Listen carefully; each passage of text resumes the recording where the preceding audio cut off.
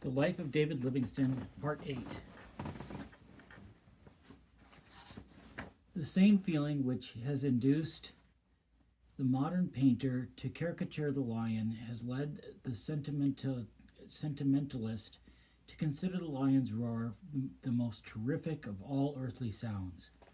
We hear of the majestic roar of the king of the beasts. It is indeed well calculated to inspire fear if you hear it in combination with the tremendously loud thunder of that country. On the night so pitchy dark that every flash of the intensely vivid lightning leaves you with the impression of stone blindness, while the rain pours down so fast that your fire goes out, leaving you without the protection of even a tree or even the chance of your gun going off. But when you are in a comfortable house or a wagon, the case is very different, and you hear the roar of the lion without any awe or alarm. The silly ostrich makes a noise as loud, just as loud, yet he never was feared by man. To talk of the majestic roar of the lion is mere majestic twaddle.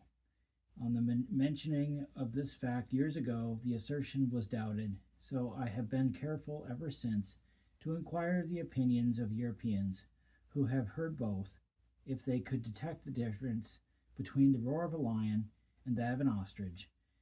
The invariable answer was that they could not, and the animal was at any distance. The natives assert that they can detect the variation between the commencement of the noise of each. There is, it must be admitted, considerable difference between the singing noise of a lion when full and his deep, gruff growl when hungry. In general, the lion's voice seems to come deeper from the chest than that of the ostrich, but to this day I can distinguish between them with certainty only when knowing that the ostrich roars by day and the lion by night. The African lion is of a tawny color like that of some mastiffs. The mane in the male is large and gives the idea of great power. In some lions, the ends of the hair on the mane are black. These go by the name of black-maned lions, though as a whole, all look of the yellow tawny color. At the time of discovery of the lake, Messrs. Oswell and Wilson shot two specimens of another variety. One was an old lion whose teeth were mere stumps and his claws were quite blunt, and the other was a full-grown one in the prime of his life with white, perfect teeth.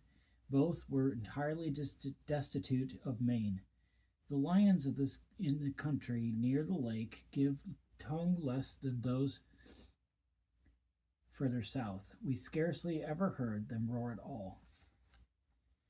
The lion has other cheeks. The lion has other checks on inordinate increase besides man. He seldom attacks full-grown animals, but frequently, when a buffalo calf is caught by him, the cow rushes to the rescue, and a toss from her often kills him. One we found was killed thus, and on the liam by another, which died near Sesheke, and all the appearance of having received his death blow from a buffalo.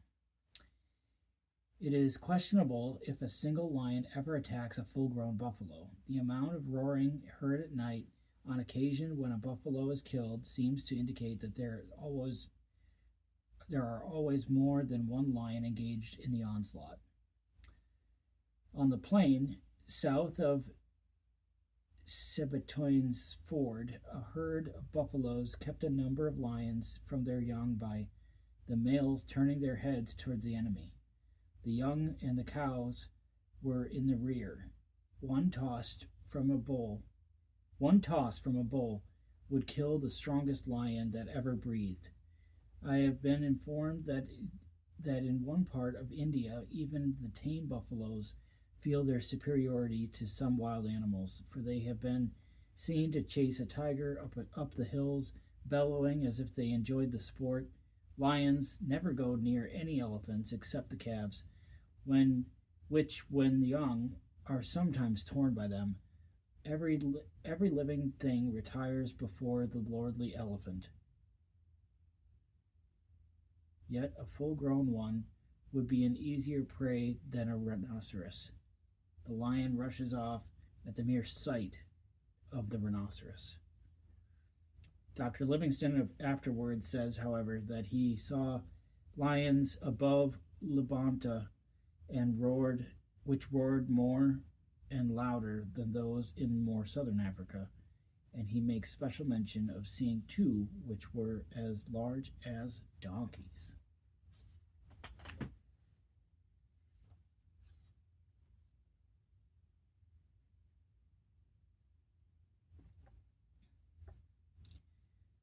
Chapter 4. Livingston's first and second journeys to the interior. During all these years of missionary labor, first at Shokuane,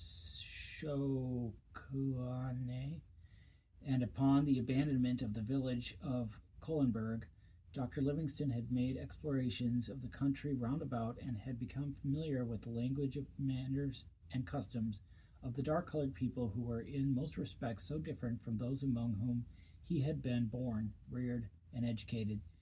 It might appear that the traveler, like the poet, is born, not made, by education. Is as amply demonstrated by the examples of Columbus, Gama, Park, Marco Polo, Sir John Franklin, Dr. Livingston, and many others, as the original quotation is by Homer, or its author, or Shakespeare, or Milton, or any of the rest of the grand old masters. The bards sublime, whose distant footstep echo through the corridors of time. Dr. Livingston's genius for exploration was again gratified on the 1st of June, 1849, when, in company with two other noted travelers, Messrs. Oswell and Murray, who had joined him for this purpose, he set out from Kohlenberg in search of Lake Ngami. The existence of the lake, according to the reports of natives, had long been known, but its exact locality had not been ascertained, nor had it ever been seen by the eye of a white man. The fact of the existence of the lake was not better known than to approach it must.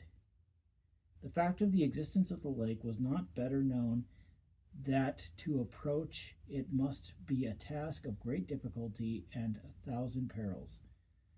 The difficulties and perils of the journey chiefly lay in the nature of the country lying between the explored parts of South Africa and the lake. To the northward of the country of the Bechuananas is a vast, sterile, and most uninviting territory known as the Kalahari Desert. It is not destitute of vegetation or inhabitants. Indeed, the quantity of grass growing on these trackless plains is said to be astonishing, even though to those who are familiar with India, of whom Mr. Oswell, accompanying Livingston on this journey, was one. There are also large patches of bushes and even trees. Great herds of certain kinds of antelopes, which require little or no water, roam over the flat expanse. It is inhabited by Bushmen and Bakalakari, who subsist on game, and the former are said to be aborigines of the southern portion of the continent, the latter the remnants of the first emigration of Bechuananas. Both possess an intense love of liberty, but in other respects are greatly different, the one tribe from the other. For whereas the Bushmen are exceptions to Africans generally in language, race, habits, and appearance, being the only real nomads of the country, never cultivating and never digging up the soil, and nor rearing any domestic animals save wretched dogs, and subsisting almost entirely on game, the Bakalakari retain the Bukana, Bukanana love for agriculture and domestic animals. They regularly hoe their gardens, produce melons, pumpkins, carefully rear small herds of goats, though Livingston has seen them lift water for these animals out of little wells with a bit of an ostrich egg shell or by spoonfuls. They carry the skins of animals which they kill to the tribes on the border of the desert and exchange them for the simple implements of agriculture, spears, knives, tobacco, and dogs. Some of these skins and furs are much valued. The inhospitality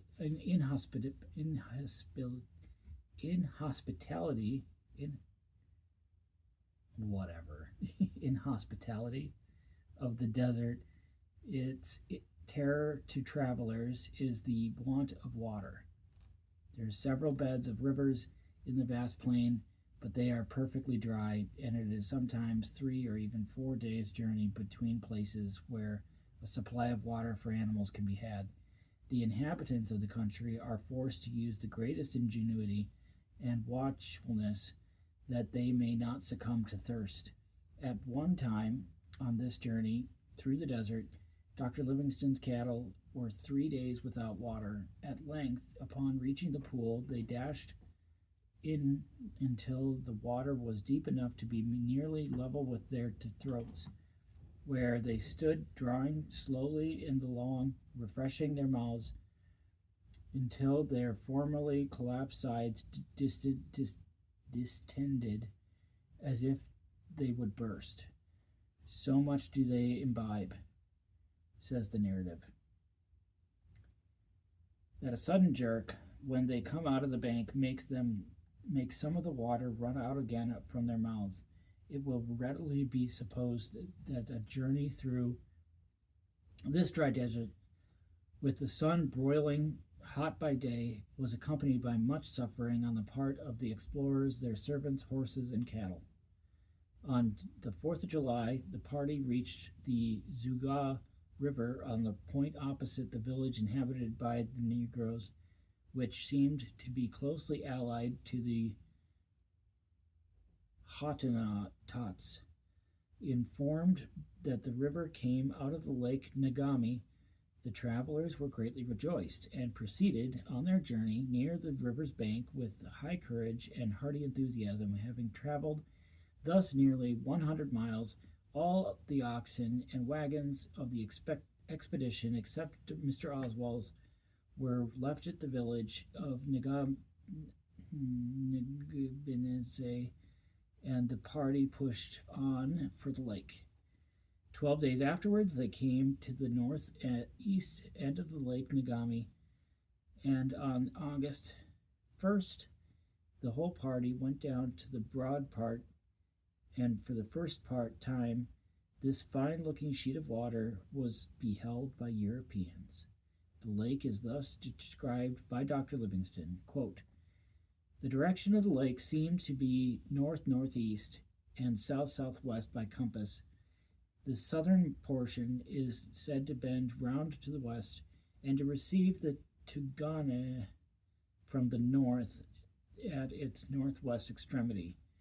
We could detect no horizon where we stood looking south-southwest, nor could we form any idea of the extent of the lake except from the reports of the inhabitants of the district. And as they professed to go round it in 3 days, allowing 25 miles a day, would make it 75 or less, and then 70 geographical miles in circumference. Other guesses have been made since as to its circumference, ranging between 70 and 100 miles. It is shallow, for subsequently saw a native putting his canoe over 7 or 8 miles of the northeast end.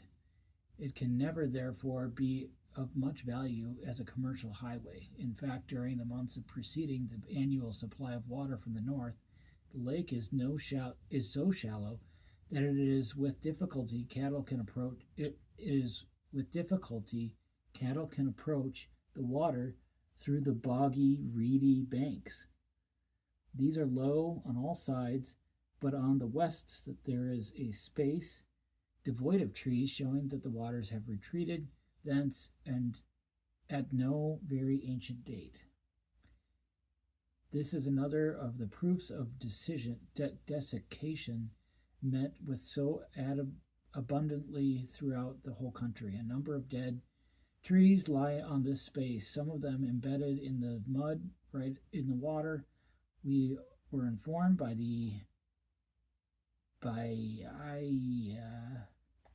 who live on the lake that when the annual inundation begins, not only the trees of great size, but antelopes and springbucks and tsesebe are swept down by the rushing waters. The trees are gradually driven by the winds to the opposite side and become embedded in the mud. Goodness.